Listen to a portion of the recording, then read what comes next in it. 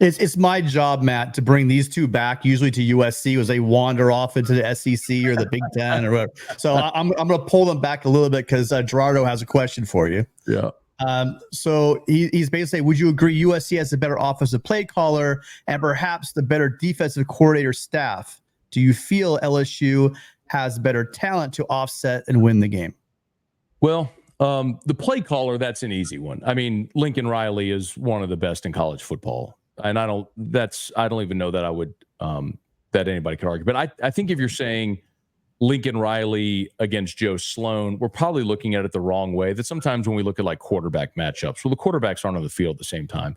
The thing that I would look at is, okay, Lincoln Riley against Blake Baker's defense and then Joe Sloan against Lynn's defense and how that matchup may go.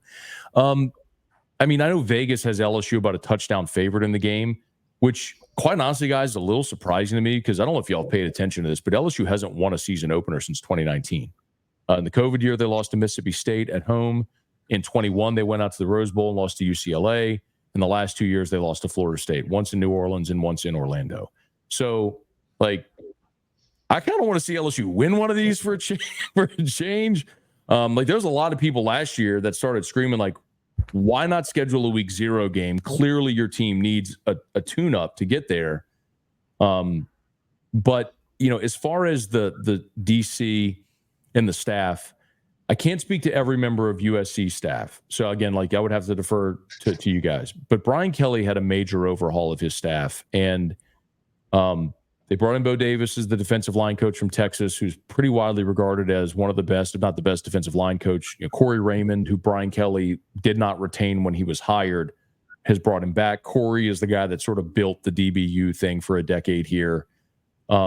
They are, Blake Baker's coaching linebackers. They're undeniably a better staff defensively. I don't know how it matches up, staff member to staff member against USC, but it is a dramatically different reality this year on LSU's defensive staff than a year ago. Guys, I mean, the cornerbacks coach was a guy named Robert Steeples, whose first job in major college football was LSU's DB coach. That was just Brian Kelly made a couple of bad hires, when he got here, and he's rectifying that.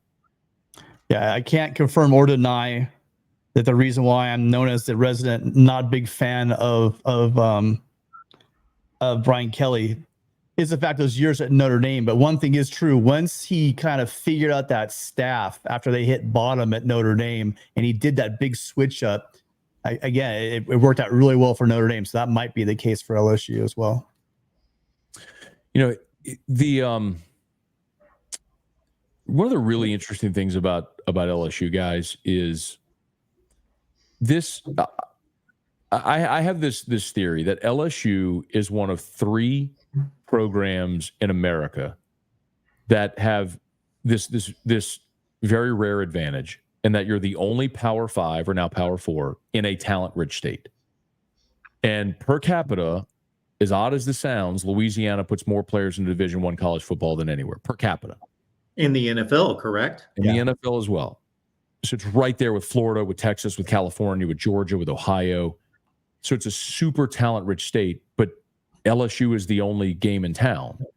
They're not going to get every player, but they're going to get a lot of them. I mean, and it's LSU, it's Georgia. With respect to Georgia Tech, they're just fishing in a different pond, and it's Ohio State. There's other states where, like Arkansas, for example. Arkansas is the only Power 5 in their state, but there's no talent in Arkansas.